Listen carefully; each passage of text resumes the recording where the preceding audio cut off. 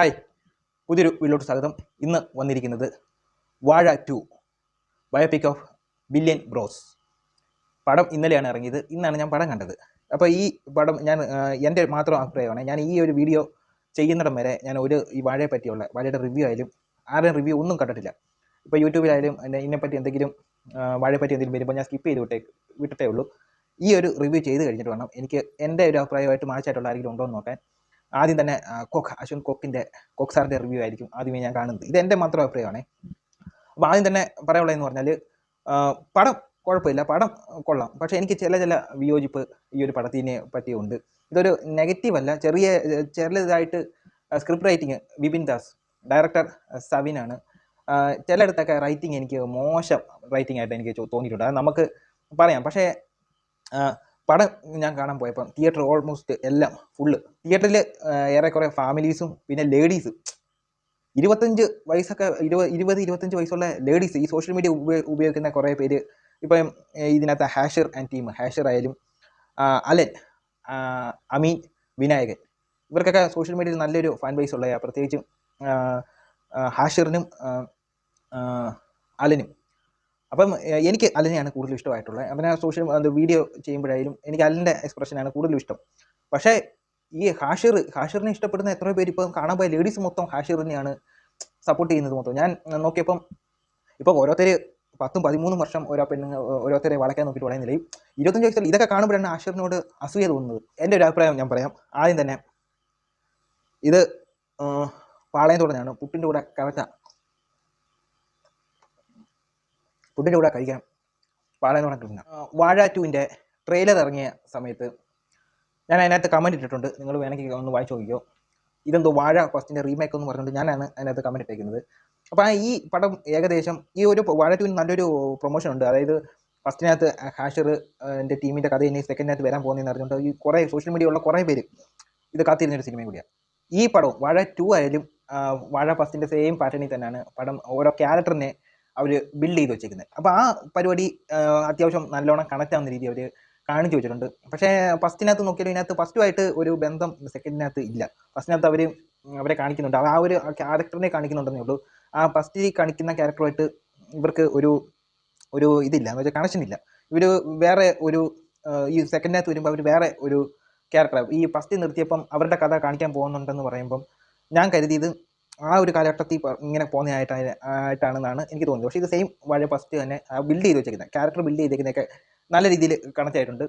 ഫസ്റ്റിൻ്റെ കൂട്ട് തന്നെ അവരുടെ കൊച്ചു നാളിൽ മുതൽ ഏകദേശം +2 വരെയൊക്കെയുള്ള ലൈഫും അത് കഴിഞ്ഞിട്ട് ഒരു 20 വയസ്സ് വരെയൊക്കെയുള്ള ലൈഫിനകത്ത് നല്ല രീതിയിൽ കാണിച്ചിട്ടുണ്ട്. വാഴ ഫസ്റ്റിനകത്ത് അവർ ജനിച്ചിടം തൊട്ട് ഏകദേശം മെച്ചുവർ ഒരു ഫാമിലി മാനായിട്ട് വരുന്ന രീതി വരെയൊക്കെ ഉള്ളത് വാഴ 2 കാണിച്ചു വരുന്നുണ്ട്. ഇത് അല്പം കുറവായിട്ടാണ് കാണിച്ചിരിക്കുന്നത്. പിന്നെ ഇവരുടെ ഫാമിലികൾ, ഈ ഫാമിലി അവർ സെൽവരാജ് ഉണ്ട്, കോമഡി സ്റ്റാർസിലുള്ള കുറേ പേരുണ്ട് ഇതിനകത്ത്. ഫസ്റ്റിനകത്ത് കോമഡി സ്റ്റാർസിനകത്തുള്ള ആൾക്കാർ തന്നെ ഫാമിലി ആയിട്ട് കൊണ്ടുവരുമ്പോൾ ഇത് സെക്കൻഡിനകത്തും കോമഡിയിലൊക്കെ വർക്ക് ചെയ്യുന്ന കുറേ പേരെയാണ് ഇതിനകത്തും അവർ കാസ്റ്റ് ചെയ്ത് വെച്ചേക്കുന്നത്.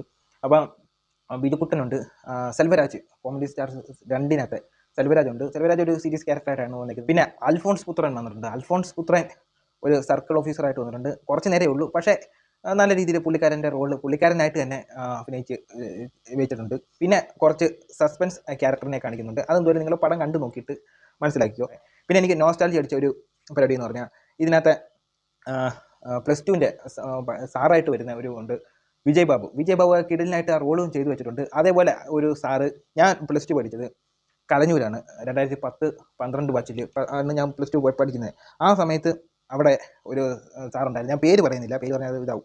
പുള്ളിക്കാരൻ്റെ അതേ ഒരു സൈക്കോ ക്യാരക്ടർ ഇപ്പം ഈ വിജയ് ബാബു കാണിച്ചു വെച്ചിരിക്കുന്നത്. കാരണം ഇത് പുള്ളിക്കാരനൊരു സ്വഭാവം ഉണ്ടായിരുന്നു. ഇതേപോലെ ഞാൻ പഠിക്കുന്ന സമയത്ത് ഉച്ച സമയമാകുമ്പം ഒരു മുണ്ടിനകത്ത് വടിയും കയറ്റി വെച്ചോണ്ട് വരും, കാണാതിരിക്കാം.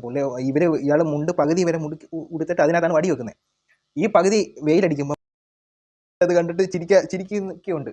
അപ്പോൾ ആ ഒരു ക്യാരക്ടറിനെ, ആ ഒരു സൈക്കോ ക്യാരക്ടർ എന്ന് വെച്ചാൽ കൈ ഇടുവാൻ വരുമ്പം ലേഡീസിനെ ശല്യപ്പെടുത്തുന്നവരെ പുള്ളിക്കാരൻ പുറകെ കൂടെ വന്ന് അടിക്കും. അങ്ങനെയാണ് ആ ഒരു ക്യാരക്ടർ, ആ സാറിൻ്റെ ഒരു ക്യാരക്ടർ. ആ ഒരു ക്യാരക്ടറിൻ്റെ വേറൊരു വേർഷനാണ് ഇതിനകത്ത് വിജയ് ബാബു കാണിച്ചു വെച്ചിരിക്കുന്നത്. കിഡിലിനായിട്ട് ആ റോള് വിജയ് ബാബു ചെയ്തു വെച്ചിട്ടുണ്ട്. പിന്നെ ടോട്ടലി നോക്കുകയാണെങ്കിൽ ഇതൊക്കെ +2-ന് നടക്കുന്ന കുറച്ച് ടോർച്ചറിങ്, അത് കോളേജാണെങ്കിലും കുഴപ്പമില്ല, ഇതൊരു ടോർച്ചറിങ് ഇച്ചിരി കൂടി കാണിക്കുന്നുണ്ട്. അതിൻ്റെ ഏതാണ്ടൊക്കെ അവർക്ക് പറയണം ഒരു സോഷ്യൽ മെസ്സേജ്. ആ സോഷ്യൽ മെസ്സേജൊക്കെ എന്തുവന്ന് ഞങ്ങൾ പടം കണ്ടു നോക്കി. അതൊക്കെ പറയാൻ വേണ്ടി മനഃപൂർവ്വം കുത്തി കയറ്റിൻ്റെ വിട്ടൊക്കെ തോന്നും. ഞാൻ നല്ല രീതിയിൽ എൻജോയ് ചെയ്തതെന്ന് പറഞ്ഞാൽ ഒരു സീനുണ്ട്. ആ തിയേറ്ററിൽ നടക്കുന്ന ലൂസിഫറിൻ്റെ ഒരു റെഫറൻസ് ഉണ്ട്. തിയേറ്ററിൽ നടക്കുന്ന ഒരു പരിപാടിയുണ്ട്. ചിരിച്ച് മറിയാനുള്ളത് മൊത്തം ആ ഒരു തിയേറ്ററിനകത്ത് കിട്ടിയിട്ടുണ്ട്. എനിക്ക് കിടിലായിട്ട് ആ ഭാഗങ്ങളും എനിക്ക് നല്ലോണം ഇഷ്ടപ്പെട്ട്. പിന്നെ മൂത്രപ്പരയുടെ കുറച്ച് ഭാഗങ്ങൾ കാണിക്കുന്നുണ്ട്. +2ൻ്റെ മൂത്രപ്പരയിൽ നിങ്ങൾ എന്തുവരെ പോയി കാണും. എഴുതി വെച്ചേക്കുന്നതും വരച്ച് വെച്ചേക്കുന്നതൊക്കെ കാണാം. അത് അതേപോലെ ആ ഒരു നോസ്റ്റാൾജിയ നമ്മൾ കണ്ടത് തന്നെ ഒരു നോസ്റ്റാൾജിയ ആയിട്ട് കിട്ടിയിട്ടുണ്ട്. ഉള്ള കുഴപ്പമെന്ന് പറഞ്ഞാൽ ഇതിൻ്റെ സീനിൻ്റെ കുഴപ്പം. ഈ ഒരു സീൻ തീർക്കാൻ തന്നെ 10-15 മിനിറ്റ് എടുക്കും. ഒരു സീൻ തീരാൻ 10-15 മിനിറ്റ്.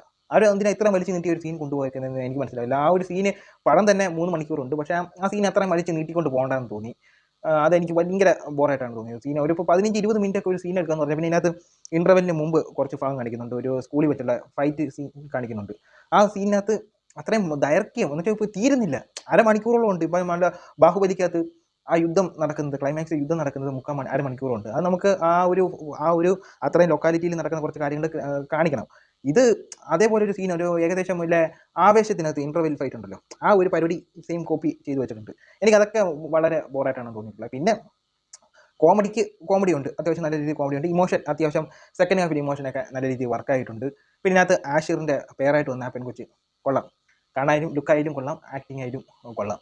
പിന്നെ പിന്നെ ഞാൻ പറഞ്ഞതിൻ്റെ കൂട്ട് കുറേ പേരെ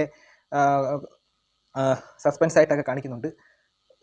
ക്ലൈമാക്സ് നല്ല ട്രീറ്റ് തന്നിട്ടുണ്ട്. ക്ലൈമാക്സിൽ നല്ലൊരു ട്രീറ്റ്. നമ്മൾ ഈ സദ്യ കഴിച്ചിട്ട് അവർക്ക് അവസാനം നമുക്കൊരു ഇത് കഴിയുമല്ലോ, പായസം തരുന്നതിൻ്റെ ഒരു ഇതുണ്ടല്ലോ, അതേപോലെ നല്ലൊരു ട്രീറ്റ് അവർ ക്ലൈമാക്സിൽ സെറ്റാക്കി വെച്ചിട്ടുണ്ട്. അങ്ങനെ മൊത്തത്തിൽ എടുത്ത് നോക്കിയാൽ ഇമോഷൻ അത്യാവശ്യം വർക്കായി. എനിക്ക് തോന്നിയത് സ്ക്രിപ്റ്റ് റൈറ്റിംഗ് കുറച്ചും കൂടെ നല്ലതാക്കാൻ തോന്നി. ഇതൊക്കെ തന്നെയാണ് മിക്ക സിനിമയിലും കാണിച്ചിട്ടുള്ളത്. അതുകൊണ്ടാണ് എനിക്ക് അവിടെ അത്ര പാളി പോയിന്റ് തോന്നി. ടോട്ടലി നോക്കിയാൽ പടം കൊള്ളാം. എനിക്ക് തോന്നിയത് ഇതാണ്, സീനിൻ്റെ ദൈർഘ്യം കൂടിപ്പോയി. പിന്നെ കുറച്ച് ഭാഗത്ത് ഞാൻ പറഞ്ഞിട്ടുണ്ട്, കുറച്ച് ഭാഗത്ത് ഈ ടോർച്ചറിങ് ഒക്കെ ഒത്തിരി കൂടിപ്പോയിൻ്റെ വിട്ടൊക്കെ തോന്നി ചില ഭാഗങ്ങളിലൊക്കെ. ഇതൊക്കെയാണ് എനിക്ക് കണ്ടെത്താൻ പറ്റിയിട്ടുള്ളത്, എനിക്ക് കല്ലടിയായിട്ടൊക്കെ തോന്നിയിട്ടുള്ളത്. അല്ലാതെ ടോട്ടലി മൊത്തം നോക്കിക്കഴിഞ്ഞാൽ പടം എൻജോയ് ചെയ്യാനുള്ള എല്ലാ പരിപാടിയും ഉണ്ട്. ഫാമിലി പ്രഷർ ഞാൻ പറഞ്ഞിട്ടുണ്ട്, ഫാമിലി പ്രഷറൊക്കെ നല്ലോണം എൻജോയ് ചെയ്തിട്ടാണ് ഇറങ്ങിപ്പോയിട്ടുള്ളത്. അപ്പോൾ ഇത്രയേ ഉള്ളൂ. അടുത്തൊരു വീഡിയോ ആയിട്ട് വരുന്നവരെ.